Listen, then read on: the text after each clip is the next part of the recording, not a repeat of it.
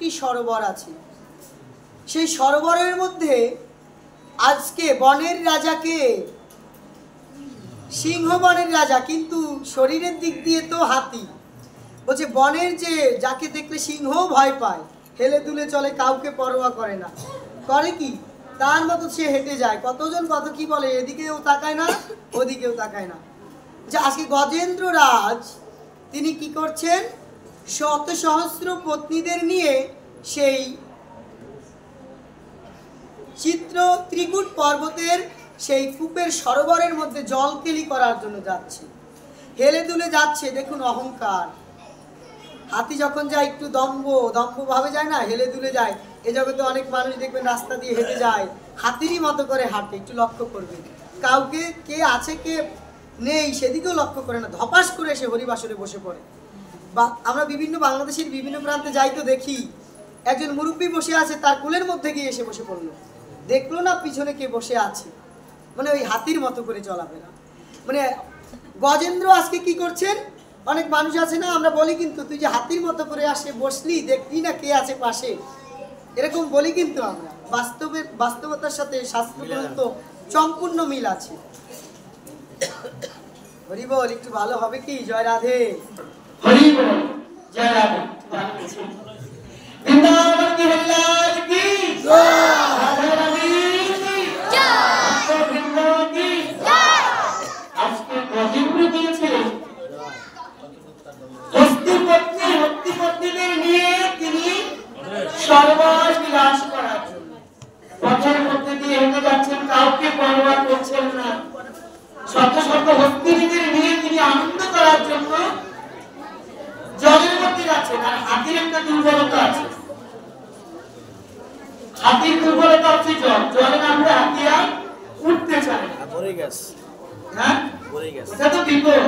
দুর্বলতা দুদিক থেকে না, এটা বিপদের দিক থেকে, একটা আনন্দের দিক থেকে, তাই না?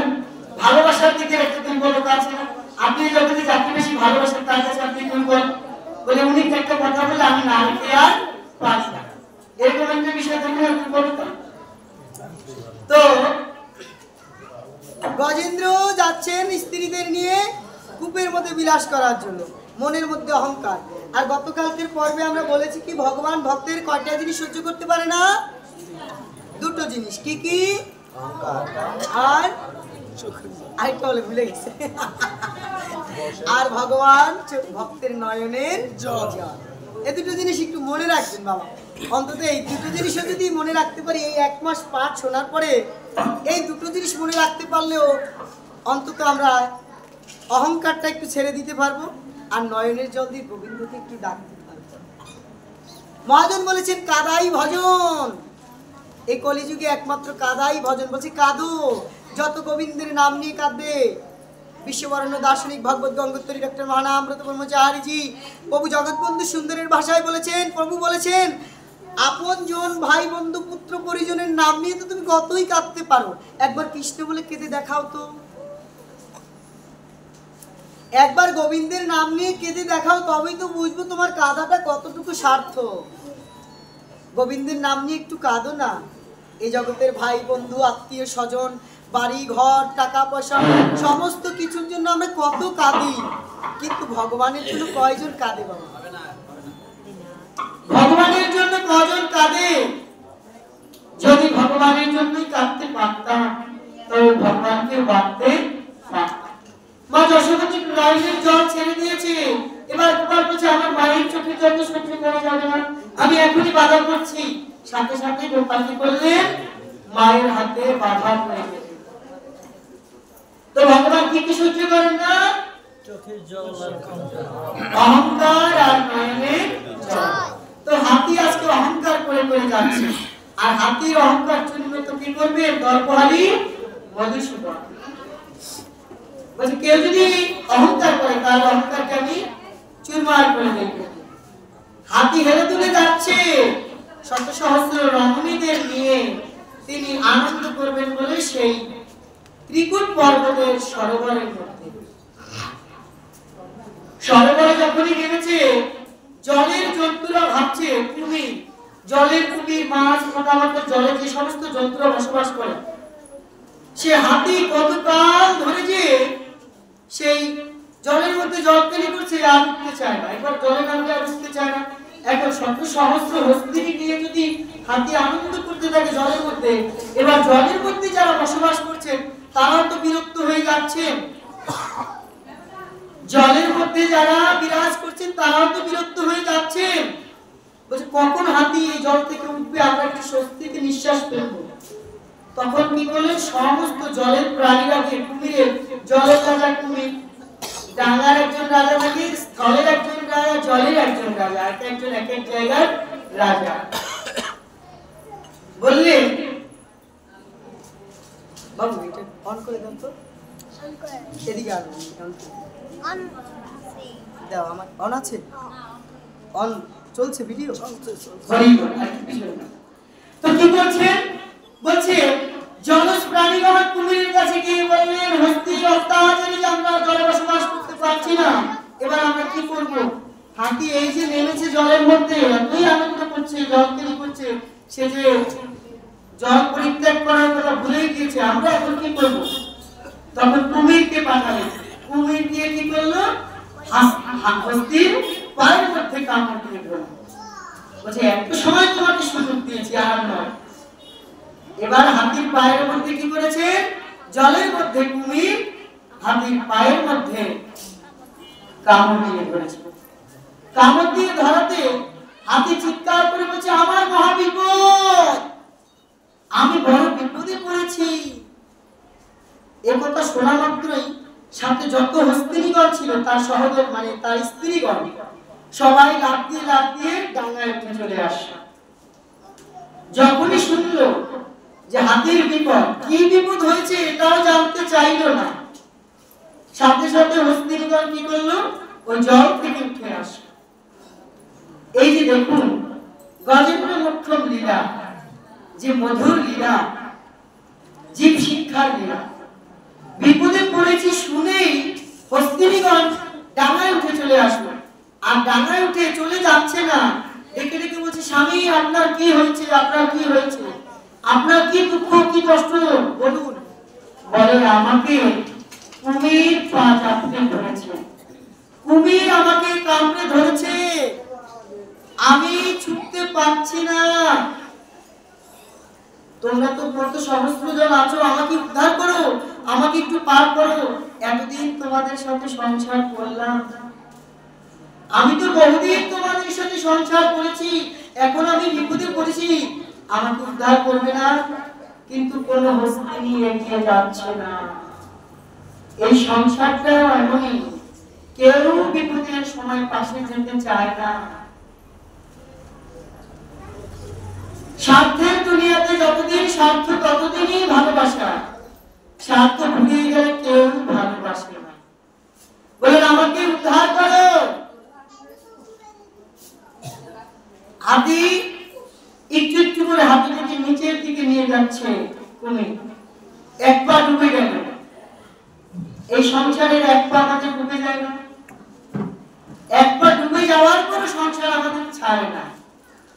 বলছে এখনো তো একটু ভালো মতো দেখার ইচ্ছে আছে, নাতির ঘরে পুতি, পুতির ঘরে সাথী, ছেলের ঘরে নাতি, ইত্যাদি ইত্যাদি দেখবো, কিন্তু কৃষ্ণ ভজন করতে চায় না, সাধু সঙ্গে যেতে চায় না, ঘরে বসে বসে ওই সংসার সুখ ভোগ করতে চায়, ঘরে বসে বসে সংসার সুখ ভোগ করতে চায়। আবার যখন আরেকটু টান দেয় তখন হাতিটা আরেকটু নিচের দিকে চলে যাচ্ছে, এবারে চিৎকার করছে কেউ আসছে না। এই হাতির আশা, হাতির বিপত্তি আমাদের বুঝাচ্ছেন মহাজন। কি বুঝাচ্ছেন?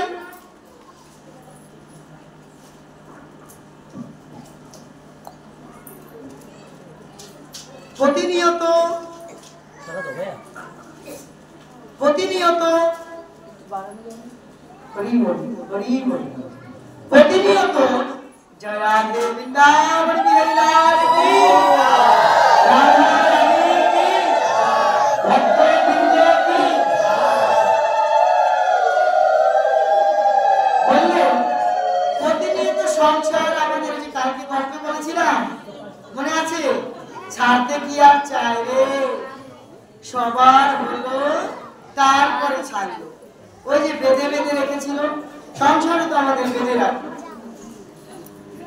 আর হাতিও নিচের দিকে চলে যাচ্ছে, আমরাও নিচের দিকে চলে যাই, তবু গোবিন্দের কাছে আসতে চাই না। একটু একটু আস্তে আস্তে ডুবে যাচ্ছি, তবুও আমাদের বাসনা শেষ হয় না।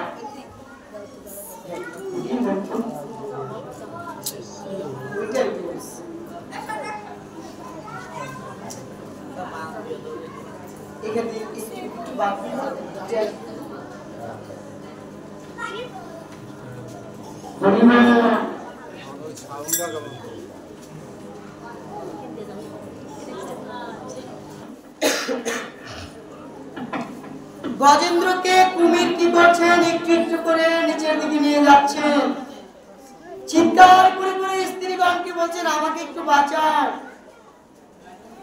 বনের মধ্যে সাউন্ডটা একটু বেশ কম হয়ে গেল না? হরিবল হরিবল জলাধু। বনের মধ্যে কতজনকে আমি কত উপকার করেছি, কিন্তু আজকে আমার বিপদের সময় কেউ নাই। সমস্ত পক্ষী বানর ইত্যাদি পশু পাখিদের হাতি ডেকে ডেকে বলছে আমি বিপদে পড়েছি, তোমরা আমাকে একটু রক্ষা করো, কিন্তু কেউ এসে হাতিটাকে আজকে রক্ষা করছেন না। কেউ এসে আজকে হস্তিটাকে রক্ষা করছেন না। রক্ষা করছেন না বলে তিনি আজকে নিরুপায় হয়ে যখন গলা পর্যন্ত ডুবে গেলেন, গলা পর্যন্ত যখন কণ্ঠ পর্যন্ত জল, ভিতর থেকে নিচ থেকে কুমিরটা তাকে টেনে নিয়ে যাচ্ছে, কণ্ঠ অব্দি ডুবে গিয়েছে। এবার আর কাকে ডাকবে?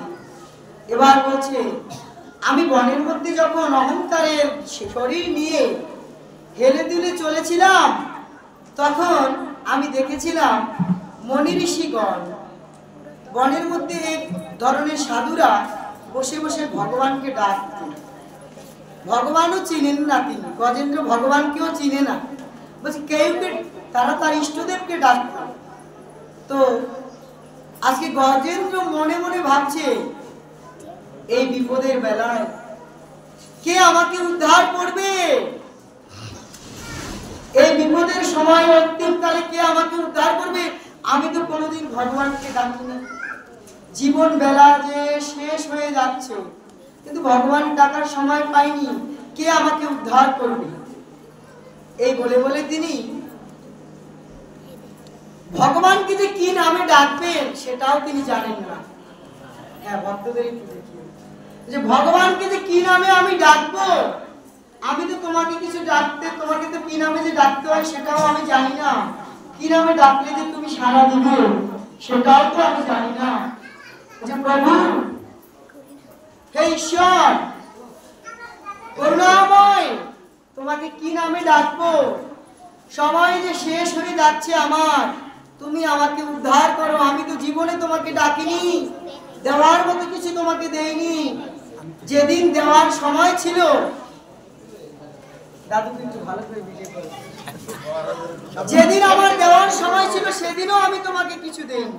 দেখুন এই যে ভগবানকে দেওয়ার বিষয়টা এমন, এই গজেন্দ্র মোক্ষম লীলার মধ্যে ছোট্ট একটি গল্প না বললেই নয়। এক গ্রামে গজেন্দ্রর কিন্তু গলা পর্যন্ত ডুবে গিয়েছে। প্রসঙ্গটা একটু ধরে রাখতে হবে, মনে রাখতে হবে। হরি বল, বৃন্দাবন বিহারী লাল কি জয়, রাধা রানী কি জয়। বললেন এক গ্রামে এক ব্রাহ্মণ পুত্র, ব্রাহ্মণের একটি পুত্র ছিল, পুত্রের নাম ছিল অমূল্য। তো ব্রাহ্মণ আর ব্রাহ্মণী দুজনেই অকালে দেহ রেখেছেন। পুত্রটা 5 বছর বয়সী। তো পুত্রটা বসে বসে কাঁদছে, পথের মধ্যে বসে বসে কাঁদছে। বাবা মাকে হারিয়ে পুত্র বসে বসে কাঁদছে। তো ব্রাহ্মণ বলল, এক ব্রাহ্মণ পূজারী 10 গৃহ ভিক্ষা করে এনে ভগবানের সেবা পুজো করেন। দেখলেন পথের মাঝে বসে ছোট্ট একটি বালক কান্না করছে। বলছে তুই কাঁদছিস কেন? বলছে আমার বাবা মাকে আমি ছোটবেলায় হারিয়েছি, আমার এই জগতে বাবা মা ছাড়া কেউ নাই, এখন আমি কোথায় যাব, কার কাছে যাব, এই ভেবে ভেবে আমি কাঁদছি। ওই ব্রাহ্মণ বললেন, আচ্ছা আমার আশ্রমে তুই থাকবি? তুই যদি আমার আশ্রমে থাকিস তবে আমি তোকে লেখাপড়া করাবো, আমার সাথে রোজ ঠাকুরের ফুল তুলে দিবি, ঠাকুরের বাসন মেজে দিবি, মন্দির পরিমার্জনা করে দিবি, আমার ওখানে তুই সেবা গ্রহণ করবি, আর মাধুকরী করে নিয়ে আসবি, ওটাই তুই প্রসাদ হিসেবে পাবি। বলছে এ জগতে কেউ তো আমার নেই। জয় রাধে, মালার কথা কি ভুলেই গেলেন? আমি গিটারে বলতাছি যাই না। হরে কৃষ্ণ মালা দেন। জয় রাধে, তাই না করলে কিভাবে যাই? এটা বলতে হয় না, এটা পাঠে প্রবেশের শুরুতেই এসে দিতে হয়। এটা প্রসাদী মালা, প্রসাদ পাওয়ার জন্য তো সবারই আকাঙ্ক্ষা থাকে। আমাকে দিবেন, ভক্তদেরও দিবেন। মালা প্রতি ভক্তের গলায় গলায় মালা পরিবর্তন হয়ে যাবে। জয় রাধে। এই তো করি না। আমি কইছি।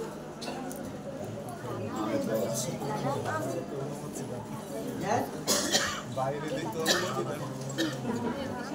জয় জয় রাধা কৃষ্ণ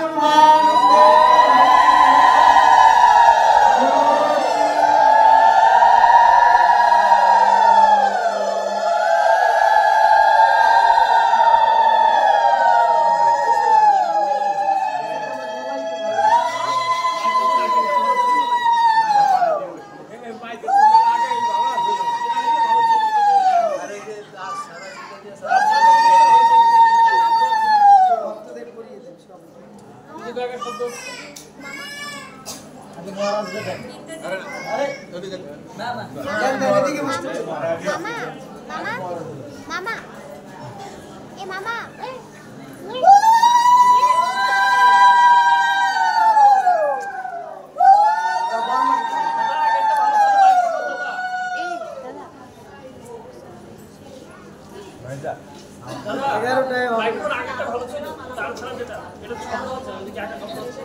সাউন্ড একটু কমান দেবে দিয়ে দেন। মানে কথা বলে তো আর শব্দটা হয় না। বলছে অমূল্য, তুই আমার আশ্রমে থাকবি, সেবা পুজো করবি, প্রসাদ পাবি। তো ওই গোসাইয়ের সাথেই অমূল্য রোজ থেকে প্রসাদ পায়, মাধুকরী করে। যতই দিন যাচ্ছে অমূল্য আস্তে আস্তে বড় হচ্ছে। বড় হওয়ার পরে এখন অমূল্য একটু বেশি বড় হয়েছে। তো গোসাই যখন জিজ্ঞেস করে, আচ্ছা অমূল্য, তুই তো আজকে ওই পাড়াতে গিয়েছিলি, অমূল্য তুই তো আজকে ওই পাড়াতে গিয়েছিলিস, ওই পাড়াতে কতগুলো মন্দির আছে বলতে পারবি? বলে, বাবাজি ওই পাড়াতে যে কয়টা মন্দির আছে আমার তো সঠিক মনে পড়ছে না। বলছে আচ্ছা বলতো অমক কর্তার ঘরে কয়টি মেয়ে আছে? বলছে হ্যাঁ মনে আছে, তার ঘরে 3টি মেয়ে আছে, রূপে গুণে সুন্দর। তখন ওই গুরুদেব ভাবলেন অমূল্যের বিবাহের বয়স হয়েছে, তাকে বিবাহ করাতে হবে। মাধুকরী করতে গিয়ে কোন গ্রামে কয়টি মন্দির আছে সেদিকে তার নজর নেই, কোন ঘরে কয়টি মেয়ে আছে সেদিকে তার নজর পড়েছে। তার মানে এখন অমূল্যকে বিবাহ করাতে হবে।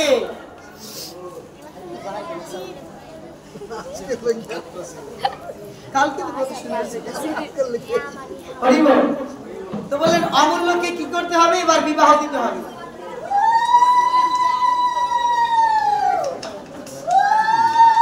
অমূল্যকে বিবাহ দিতে হবে এবার। তাই তিনি কি করলেন? এবার বললেন অমূল্য তোকে বিবাহ দিব।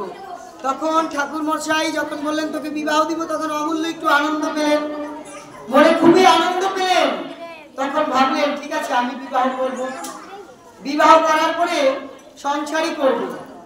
এবার অমূল্যকে বলছে, অমূল্য গুরুদেব বলছে বহুদিন তো আমার আশ্রমে থাকলি, তোর হাতের উপরে এবার আমি আশ্রমটা দিয়ে যাই, আমি একটু বৃন্দাবন ঘুরে আসি। যতদিন না আসবো ততদিন পর্যন্ত তুই এই মন্দির দেখাশোনা করবি। তো অমূল্যের উপরে ভার দিয়ে গুরুদেব কি করলেন? বৃন্দাবন পরিক্রমা করতে গেলেন। পরিক্রমা করে এসে বললেন, বেশ কিছু বছর পরে আসলেন, দেখলেন অমূল্যের ঘরে ছোট্ট একটি ছেলে হয়েছে। ছেলে হয়েছে, এখন বলছে অমূল্য অনেকদিন তো সংসারই করলি, এই মন্দিরেও থাকলি, এবার চল আমার সাথে তুই বৃন্দাবন যা। বৃন্দাবন গেলে সেটাই কত আনন্দ, রাধা গোবিন্দের অপরাধিত লীলা ভূমি দর্শন করতে পারবি।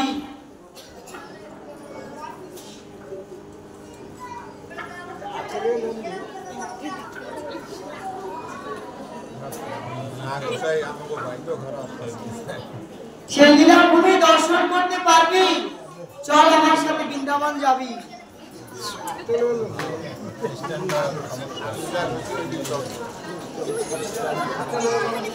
জয় রাধা কৃষ্ণ প্রেমানন্দে হরে হরে।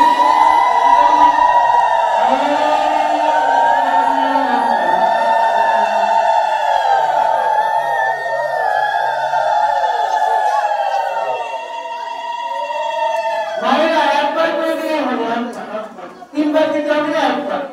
তো অমূল্য এবার তো সন্তান হলো, বহুদিন তো সংসারই করলি, ছোটবেলা থেকে আমার আশ্রমে আছিস, গোবিন্দের সেবা পুজো করছিস, চল তোকে আমি বৃন্দাবন নিয়ে যাবো। কত সুন্দর বৃন্দাবন, সেখানে কি আছে বিধুবন নিকুঞ্জ কানন, এখনো সেই বৃন্দাবনে বাঁশি বাজে।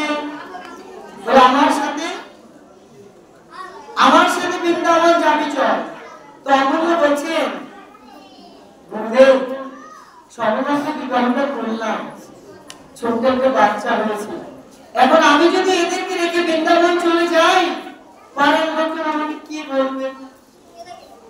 পাড়ার লোকজন আমাকে কি বলবে যে এইটুকু বয়সে ছেলেকে ফেলে রেখে সাধু হয়ে বৃন্দাবন চলে গিয়েছে। আপনি আর কিছু বছর পরে আবার ঘুরে আসুন, আমি আপনার সাথে বৃন্দাবনে যাব। এই যে কিছুদিন পর আপনি ঘুরে আসুন, আমি আপনার সাথে বৃন্দাবনে যাব। বললেন ঠিক আছে। গুরুদেব কি করলেন? আবার বৃন্দাবনে গেলেন। কিছু বছর ঘুরে আসার পরে ছেলেটা একটু বড় হয়েছে, অমূল্যের ছেলের ঘরে অমূল্যের যে ছেলে হয়েছে সেই ছেলেটা একটু বড় হয়েছে, বলছে বাবা অমূল্যকে কোনদিন বলতে চল এবার আমার সাথে বৃন্দাবনে যাবি, বৃন্দাবন দেখতে। বলে বৃন্দাবন যে যাবো, ছেলেটা একটু বড় হয়েছে, এবার যদি ওর একটা বিবাহ শাদী করিয়ে দিতে পারি, বিবাহ দিয়ে দিলে তবে আর আমার কোনো চিন্তা থাকে না। আমরা অনেকে বলি না ছেলে মেয়েটা বিবাহ তারপরে তীর্থ করবো, সাধু সঙ্গ করবো, একেবারে এর আগে তো আর যাওয়ার সুযোগ নেই। ছেলে মেয়েকে বিয়ে দেওয়ার পরে আমরা বৃন্দাবন যাবো সাধু সঙ্গ করতে। অমূল্য বলছে আমার ছেলেটাকে একটু বিবাহ দিয়ে তারপরে প্রদীপ আপনার সাথে আমি বৃন্দাবন যাব। তো বলে ঠিক আছে। আবার বেশ কিছু কাল গুরুদেব তীর্থ ভ্রমণ করে অনেক বছর পরে আসলেন। এসে বললেন, এসে দেখলেন অমূল্যর ছেলের ঘরে ছেলে বিবাহ দিয়েছে। অমূল্যের যে ছেলে হয়েছিল সেই ছেলেকে বিবাহ দিয়েছে, আর সেই ছেলের ঘরে ছোট্ট একটি ছেলেও হয়েছে। সেই ছেলেকে কাঁধে করে করে সে বানর সেজে ঘোড়া সেজে নাতিকে আনন্দ দিচ্ছে। আমরা অনেকে দেই না, নাতিকে বলে দাদু আমি ঘোড়া সাজি, কি আমার পিঠের উপরে আমি গরু সাজি, গরু সেজে ঘোড়া সেজে নাতিকে আনন্দ দিচ্ছে। এই দৃশ্য দিয়ে গুরুদেব যখন দেখলেন বলেন বাহ বাহ বাহ অমূল্য, তোর তো এবার নাতি হয়ে গেল, ছেলে বিবাহ করা নিয়ে নাতি হয়ে গেল, এবার তো তোর তোমার পিছু টান নেই আছে, এবার তো তুই আমার সাথে বৃন্দাবন যেতে পারবি নাকি? বলছি বলতে এবারও তো যেতে পারতাম, আমরা কিছু কথা দিয়েছি বহুদিন ধরে আপনার সাথে আমি বৃন্দাবন যাব, কিন্তু দেখুন না কি করি, ওই যে ছোট্ট একটা নাতি হয়েছে না, ওর মা ওকে নিয়ে কোনো কাজ করতে পারে না, না রান্না করতে পারে না বাইরের কোনো কাজ করতে পারে। আমি যদি আমার নাতিটাকে নিয়ে একটু খেলাধুলা করি, আমাদের সমাজে কিন্তু এরকমটা হয়, বলে নাতি নিয়ে বসে থাকি, মন্দিরে যাওয়ার সময় নাই, বৌমা ঘরের কোনো কাজ করতে পারে না, তাই নাতি নিয়ে বসে থাকি, করে না? নাতি নিয়ে বসে থাকি, মন্দিরে যেতে পারি না, সাধু সঙ্গে যেতে পারি না। আর এমন বলছে গুরুদেব এই নাতিটাকে নিয়ে একটু বসলে ওর বাবা মা একটু কাজ করতে পারে, আমি বৃদ্ধ হয়ে গিয়েছি, বয়সও তো হচ্ছে, কি করবো, ওকে নিয়ে একটু বসে থাকি। আচ্ছা গুরুদেব আমার নাতিটা একটু বড় হোক, আমাদেরকে আনন্দ দিচ্ছিস আর আমাদের প্রতি বারে বারে ফিরিয়ে দিচ্ছিস, কাজ কিন্তু তুই ভালো করছিস না। বহুদিন ধরে কথা দিয়েছিলি তুই আমার সাথে বৃন্দাবন যাবি, কাজ কিন্তু তুই মোটেও ভালো করছিস না। তখন কি করলেন, বলেন গুরুদেব আমার এই সন্তানটা একটু বড় হোক, আমার নাতিটা একটু বড় হোক, তারপরে একটু বড় হলে খেলাধুলা করতে পারবো, ওকে আর রাখতে হবে না, সংসারে চাপ থাকবে না, আমি আপনার সাথে বৃন্দাবন চলে যাবো। বললেন আপনি কয়েকটা বছর পরেই আসুন, আপনার সাথে এবার আমি বৃন্দাবন যাবো। কি করলেন, কয়েকটা বছর পরে ঠিক আবার এসে হাজির হলো। এসে দেখলো অমূল্য আর নেই, এসে দেখলেন অমূল্য আর নেই, হরিবল হরিবল হয়ে গিয়েছে। বল হরি হরিবল।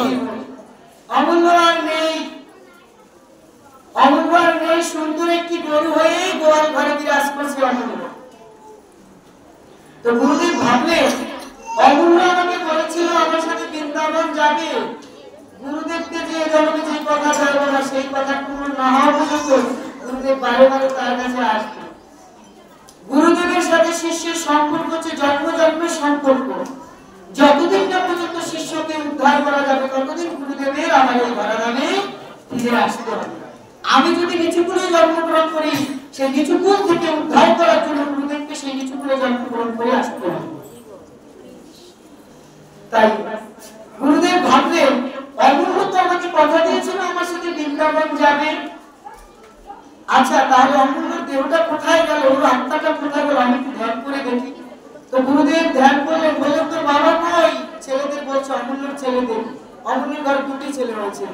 বলছি গুরুদেব আর বলবেন না, ওই যে দেখুন আমার বাবার সমাধি, কিছুদিন আগে আমার বাবা গত হয়েছে, কত আশা করেছিল বেচারা আপনার সাথে বৃন্দাবন যাবে যাবে যাবে বলে এবারই যেত আর যাওয়া হলো না, এবার আসল বৃন্দাবনে পাড়ি দিয়েছে। তখন গুরুদেব ভাবলেন আমি জানবো যে অমূল্য কোথায় গেল। তিনি ধ্যান করলেন, ধ্যান করে দেখতে পেলেন যে অমূল্য কোথায় আছে, অমূল্যের আত্মাটা, যার দেহখানা আত্মাখানা এই সংসার ভোগ করার জন্য যে এত ব্যাকুল ছিল, বহুবার বৃন্দাবন যাবে বলেও আমার সাথে সে বৃন্দাবনে যায়নি, তবে তার দেহটা আত্মাটা কোথায় গেল আমি দেখব। গুরুদেব ধ্যান করে দেখলেন সেই অমূল্যের আত্মাখানা ওই অমূল্যের বাড়িতে গোয়াল ঘরে একটি গরুর মধ্যে এসে প্রবেশ করেছে, গরু হয়ে এসেছে। তখন গরু ঘরের সামনে গিয়ে গুরুদেব বলছে কিরে অমূল্য, তুই না বলেছিলি আমার সাথে বৃন্দাবন যাবি, চল তুই মানুষ রূপে তো বৃন্দাবনে আমার সাথে যেতে পারবি না, তুই গরু হয়ে জন্মগ্রহণ করেছিস, এই সংসারের আসক্তি তোকে ছাড়বি বলে তুই গরু হয়ে জন্মগ্রহণ করেছিস, তোকে গরু রূপ নিয়ে বৃন্দাবন নিয়ে যাও, চল বৃন্দাবনে গেলে দেখতে পাবি। কি দেখতে পাবি জানিস, এখনো সেই গাভীর গোচার বেড়ায় ধুলি, এখনো সেই গাভীর গোচার বেড়ায় ধুলি, সখার সঙ্গে ওরা তুমি, সখার সঙ্গে ওরা তুমি, কৃষ্ণ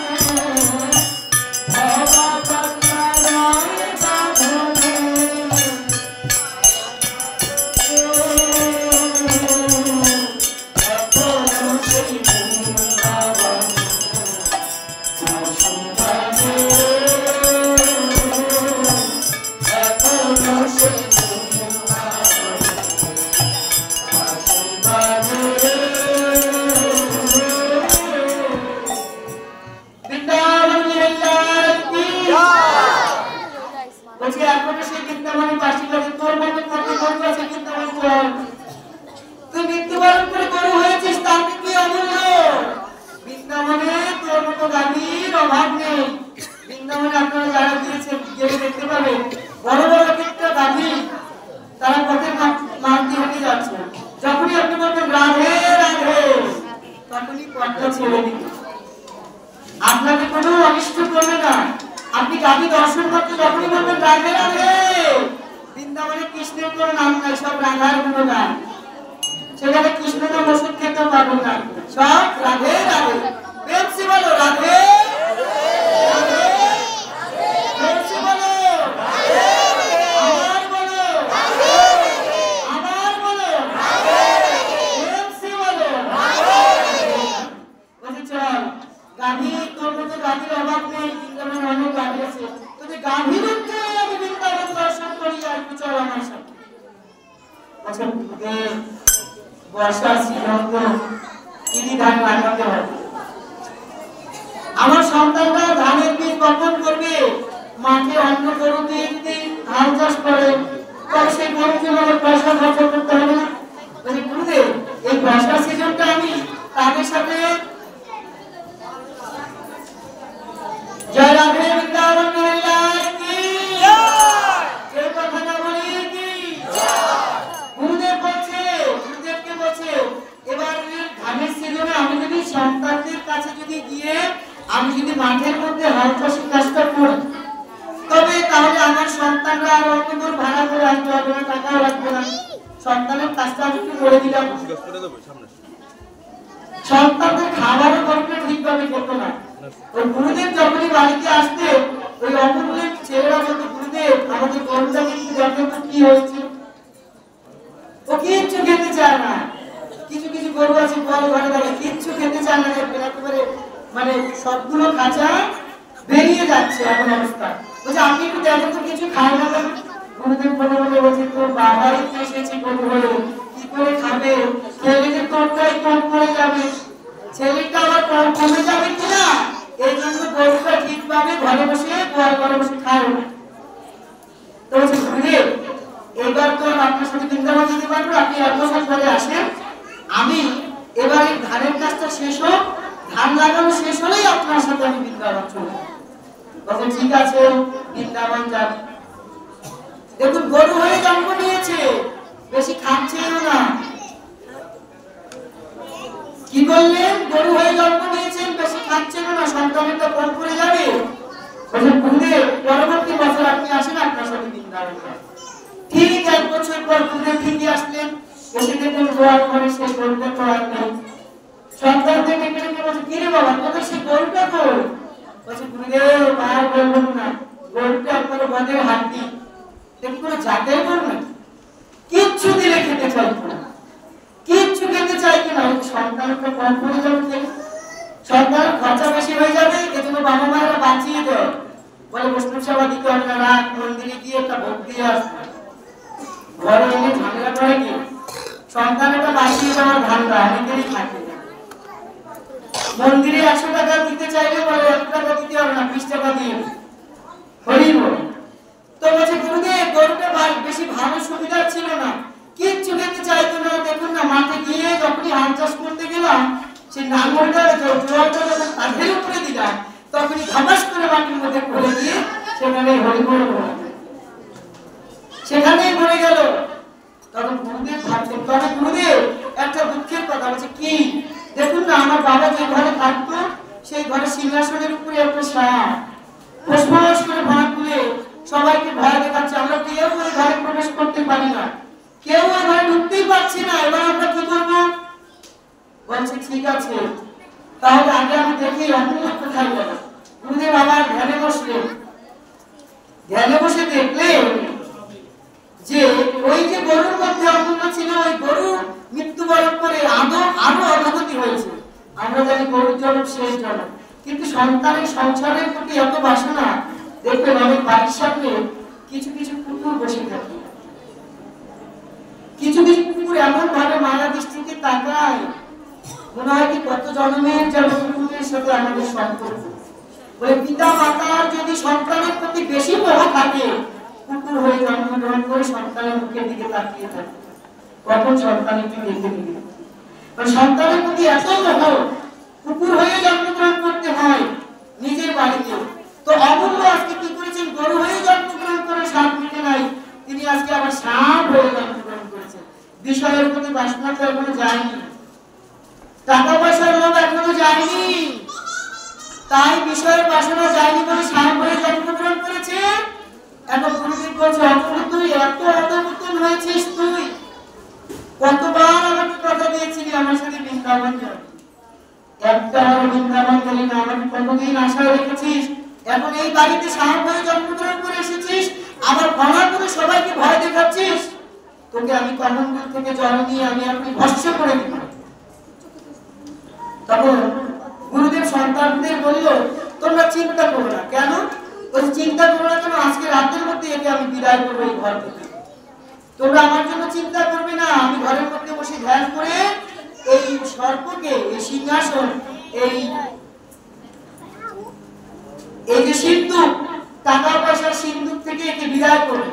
সিন্ধুকের উপরে বসে আছে ছেলেদের সম্পত্তি, টাকা পয়সা, সোনা গয়না কেউ আবার নিয়ে যাবে, তাই তিনি সর্প হয়ে সিন্ধুকের উপরে বসে আছেন। তখন কি করলেন? গুরুদেব ধ্যান করছেন, কিন্তু গুরুদেবকে দেখেও সাপ ফোঁস করে ফোনা করছে।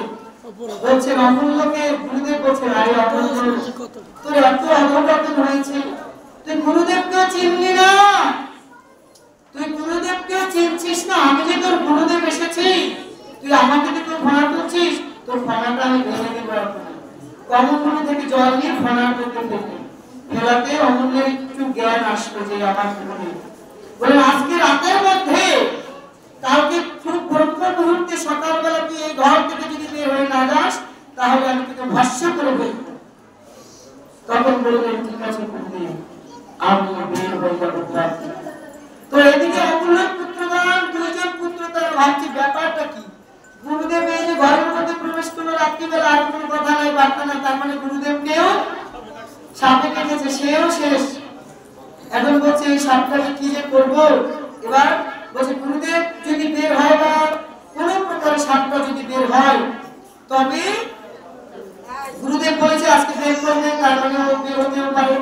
ওই অমূল্যের দুই পুত্র কি করেছে, লাঠি নিয়ে দরজার পাশে দাঁড়িয়েছে। যখনই সাপটা বেরিয়ে আসবে ঘর থেকে, তখনই সাপকে আঘাত করবে। যখনই গুরুদেব বলেছেন কালকে ব্রহ্ম মুহূর্তে তুই ওই ঘর থেকে বের হয়ে যাবে, গুরুদেবের কথা মতো সর্পটা কি করেছে, বেরিয়ে এসেছে ব্রহ্ম মুহূর্তে। যখনই দরজা দিয়ে বেরিয়ে যাচ্ছে, এমন সময় অমূল্যের দুই পুত্র কি করলো, লাঠি দিয়ে ধপাস করে লাঠি দিয়ে আঘাত করতে করতে মস্তকটাকে চূর্ণ বিচূর্ণ করে দিল। রক্তাক্ত অবস্থায় সর্পটাকে ফেলে দিল। এবার গুরুদেব বেরিয়ে আসলেন।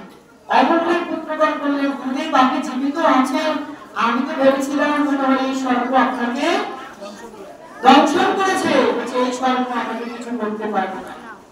তখন সাপের কাছে গিয়ে অমূল্য বলছে, অমূল্য, কমণ্ডলু থেকে জল মাথায় দিয়ে বলছে, কমণ্ড রে, যাদের জন্য এত কিছু করলি, আমাকে কত বছর পর্যন্ত তুই আশা দিয়ে রেখেছিস, তুই গরু হয়েছিস, নাতির জন্য ঘোড়া সেজেছিস, গোয়াল ঘরে গরু হয়ে এসেছিস, আমার সর্প হয়েও জন্মগ্রহণ করেছিস, কতবার আমাকে কথা দিয়েছিলি তুই কিন্তু আমার সাথে বৃন্দাবন যাবি, যেতে পারিসনি। কিন্তু যাদের জন্য